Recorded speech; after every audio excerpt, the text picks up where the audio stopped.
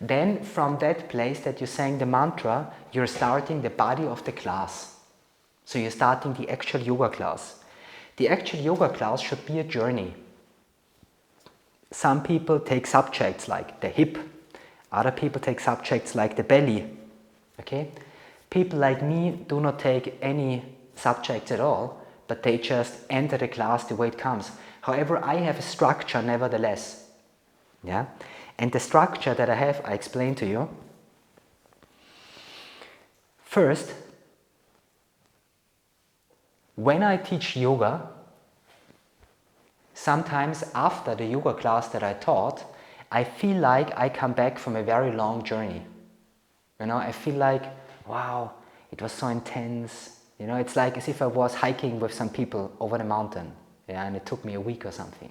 So I'm feeling like I was going there with you and we had intense adventures and we had some struggles, but finally we managed to go over the mountain, and then we took some rest and we made some berry cake, and then we slept a little bit, and then we continued hiking and we found a lake and we had some bath in the lake, and then we came down to the valley. It feels like this, you know, it feels like a long journey actually, and it feels like a journey being completed. And sometimes it even feels like a little lifetime in that sense, because as I said before, the life that you experience, or the lifetime that you can have, is also a kind of journey. Your whole life is a journey, from the beginning of life to the end of your life. And in a way, after I finish a yoga class, sometimes I have the feeling I have lived a whole life with you together. Yeah? It was like intense, and then it was like this, and in the end, you know, we sat down and it was good, whatever. Yeah?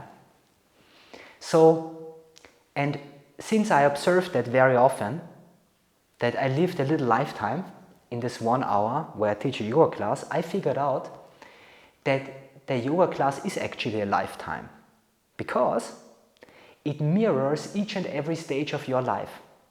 I've, for example, seen people having very great difficulty in shavasana to relax. You know, eyes always open, laying around, you know, yeah. They can't come to rest. And then I've seen people who are very, very, very, very intense at the beginning of a class and very pushy, but they can't really release. And then I've seen people who are very stiff at the beginning of a class. They can't really move, you know, they cannot go in a certain dynamism. They're always very stiff, but they're very good in stable postures in the center. And then I've thought, or let's say I've seen, that when people have difficulties to be dynamic in the beginning, that maybe in their young age, in their teenage years and in their young age, they're a little stiff. But eventually when they become older and when they become adults, they will have the power to establish something. And then I have seen that maybe it's the case for people in Shavasana who have difficulties to let go. Maybe those are the people who in the old age of their lives will have difficulties to die and to let go from life, and they will fight hard. And maybe those who have difficulty to enjoy the class when it starts, but who then in the middle of the class have great joy, because I see also these kinds of people, those people are maybe those who when they were little kids, they were always grumpy and always crying, but then when they're adults, they're actually very well established and they really enjoy life.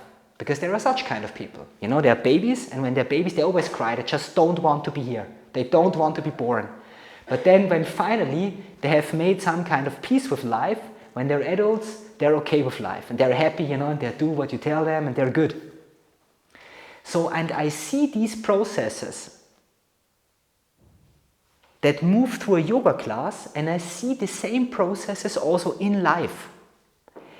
And I think, no, I don't think, I believe, no, I don't believe, I see that there is only one single process of consciousness, and that process of consciousness mirrors itself in smaller scales and in bigger scales in your life. It's like the way your consciousness approaches reality. You are difficult in the beginning, but then you're open.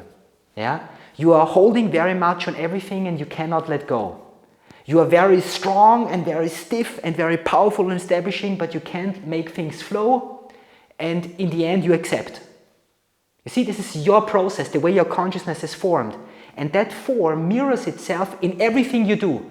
It mirrors itself in the way you do a single day. So it mirrors itself the way you stand up. For an example, people who have difficulties as babies to be happy are those people who stand up in the morning and they're grumpy. Every morning, but at least at 12 o'clock they become happy. It's the same thing. Because it's the same process of consciousness. That process of consciousness shows itself in the totality of their lives, but it also shows itself in a different, smaller cycle. It shows itself in one day.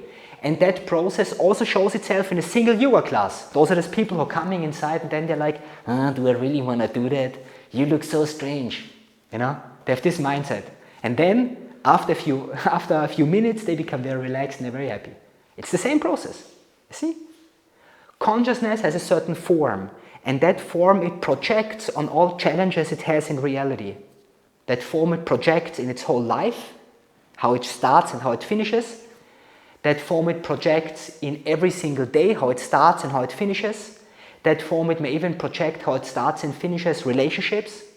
That form it also projects on a single yoga class. So what does this mean now about the yoga class? It means that the way you do a yoga class, the way you can enter the life of people.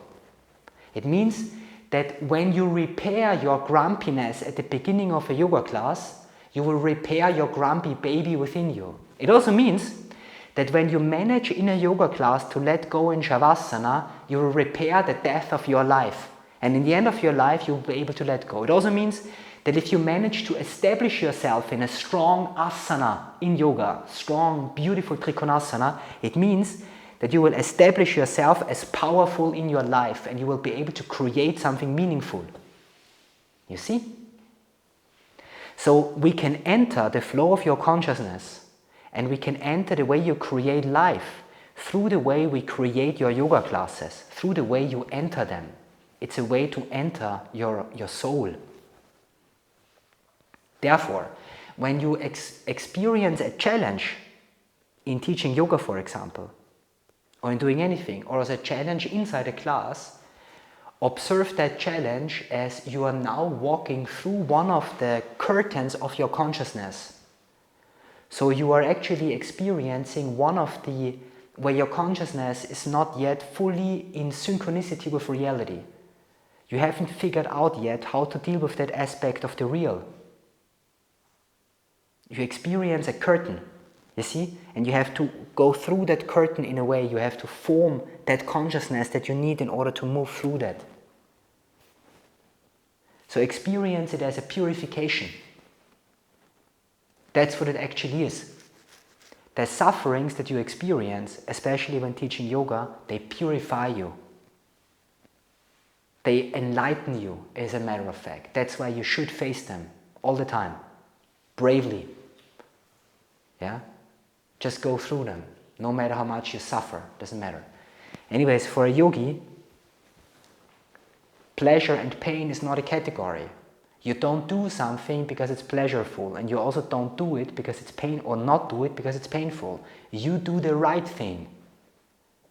That right thing may be painful. That right thing may be pleasureful. It doesn't matter. You do the right thing. This is your strength. Okay? And because you have consciousness, you can also discern what is the right thing. Because people without consciousness, they cannot discern. And because they don't discern, they must follow what is pleasureful and must flee what is painful. This is their guide. But you do not need this guide anymore. It's not necessary for you. You can awaken. You can choose the right thing as your guide. It's a higher level. It's a higher awakening. Yeah? Maybe there is even another awakening after the right thing. And there is another awakening and another awakening, another awakening. Different layers of consciousness that you can access, from out of which you can act. Yeah? However, it's the awareness of love. You know, there are different things. There are different levels. But not everybody has the awareness of supreme love, let's say, out of which you act. For example, I'm certain Jesus Christ didn't do the right thing. He did the love thing. You know, it's again another level. He didn't think about what is right. He thought about what is true, and this he felt. Yeah? But first you have to be there. Yeah? And the first step to leave that is don't use pleasure and pain as your guides. They're only for animals. They're for pashus. Animals follow what's pleasurable and they flee what's painful. This is what guides them through life. You are a higher being, you don't need that. You don't follow this as a guide.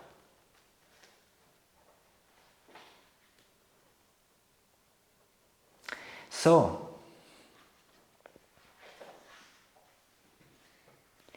good. So we do this body of a class that basically can be now the journey of your life. How does the journey of your life look like in an ideal way? What is the journey of life for a human being? The journey of life for a human being starts out with some contemplation. Then it starts out, because the baby is like calm, it rests within itself. Then it starts out with dynamism and play. It becomes very playful, it becomes very dynamic, it becomes awakening, life energy is awakening. That playfulness in the beginning, that dynamism, continues and moves directly into strength. So it, like the playfulness intensifies from gentle elements to strong movements. And then it moves into strength. The establishment of tension and strength.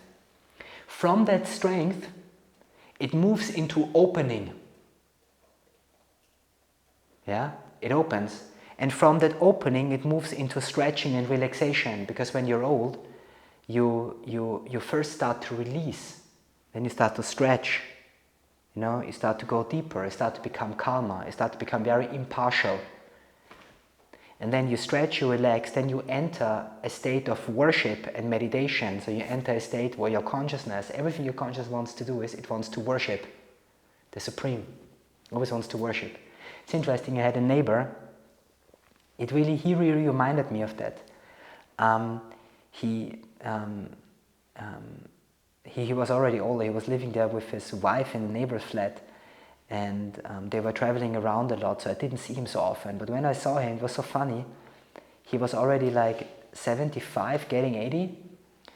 And in his mind, it was so interesting because he was a typical example for this. He was always... But I saw that he wasn't always like this. You know, he was a kind of construction worker. You know, somebody who had in this house built a lot of stuff and he was very physical. Always when he was young, you know, he built a lot of things. And then whenever I saw him and had some words, he was always talking about God in a way, in a very funny way. You know, he always referred to, and you know, it means we have to, you know, give ourselves. And he was always saying that, you know, things like this always came out of him. And it was like expression of what his mind was gravitating towards to. And I think he was a very beautiful example of somebody who had just lived his life fully enough so that he could naturally progress to these states of consciousness. And in his old age, he was just drawn to just spiritual immersion. Naturally, he was just drawn to just immersing himself in the Supreme all the time. Was just immersing himself, like flowing into that all the time and being. You know, and I think a good yoga class also ends with that kind of immersion. And then it ends in shavasana, in death. And I think that why should you repair each and every stage of your life? Because the mind tends to create attachments to each and every one of these stages. It means, for example, do you know the movie, that's a good example, an archetypical example for that, Charlie and the Chocolate Factory. Because I saw that movie once and it reminded me, it's an example of something. Because of course it's an imaginary movie, but it doesn't matter, it's about the way the human mind can work. You know, every movie is an exploration of what the human mind can be. And this little boy, Charlie in this case, Chocolate Factory, apparently was a young boy who was never allowed to eat sweets because his father was a dentist or something. Yeah? So he said, no, you're not allowed to eat sweets because of the dentist. Then he got this horrible, you know, Zahnspange, you know. And then afterwards, in his older life, he had this craziness of having this chocolate or sweets factory. But what does that mean? So basically, because he wasn't allowed to be a kid when he was young, he wasn't allowed to just enjoy and to be a full child, his mind created an attachment to that pattern, so the pattern of cheap satisfaction, because children like sweets because it's an immediate satisfaction. And the child's mind is very, how to say, it's not very sophisticated as a matter of fact. So they're very excited by very simple things. And so his mind is attached to the excitement of the simple thing, of the sweetness, of the chocolate. But that attachment in his old age becomes a problem, because as we also see in Charlie and the Chocolate Factory, I'm not even sure if I saw the film to the end, that there is a certain, it's a little crazy.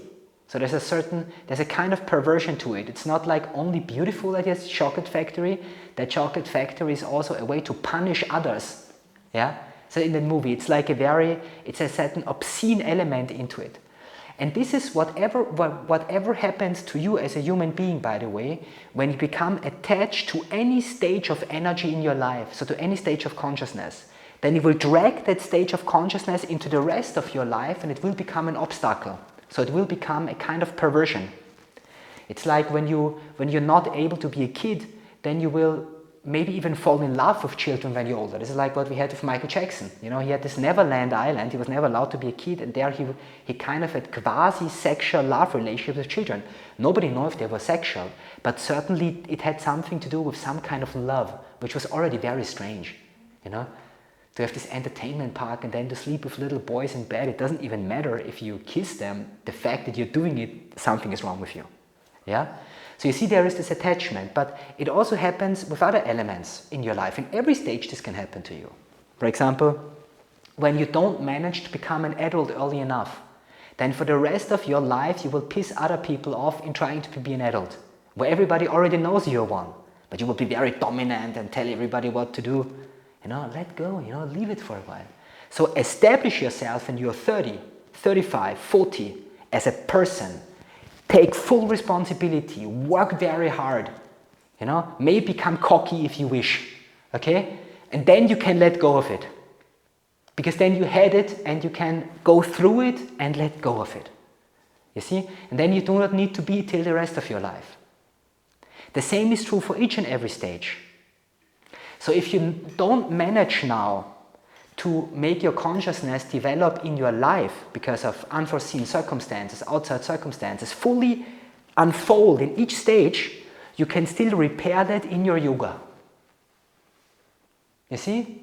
You can unfold that power in your yoga class and in that way repair your consciousness. Because somehow it doesn't matter what you did in your life. What you did is only expression of your consciousness. And so it's only about the expression of your consciousness. So you can also form that expression within yoga. Okay, so now back to that class. That class is now your journey through life from the beginning to the end. So we start out dynamic. Then we establish ourselves in opening, then in strength or vice versa. And then we go into stretching, then we go into meditation, then we go into shavasana. This is the journey. And this is the ideal journey. You can, of course, tweak around with that in yoga class and say, in the beginning I do stable asanas, in the end I get dynamic. Okay, then this is your particular flavor how you want to live life. But in my estimation, it is not ideal. Because it would mean if you transfer this and project it on your life, in the beginning you were very stiff of your whole life, and then in the end you became very, very, very, very busy, and then you died. It's a little bit like that. I mean, it's also fine if you want to be very, very, very busy as an old person, but I personally believe it's not ideal because it doesn't correspond to your physical and mental abilities actually, which are more, busyness is better when you're young. So there is this ideal class, okay, and the way I do yoga classes, if you look at them, I follow that. So I set out, sometimes standing in the beginning, but it doesn't need to be. I set out with a certain dynamism, playfulness. Then from that dynamism, sometimes I add elements of opening and vitalization because they're also dynamizing, like this, for example. Yeah? Opening, also Kata Chakrasana in the beginning, opening. Yeah? Then I move into strength. That elements of strength can be different. Sometimes I lay on the belly, Dhanurasana. Sometimes we do something else. I go into strength. And from that strength, then gently I move into stretching and release. Then again meditation. Then shavasana. That's the journey of the life. Okay?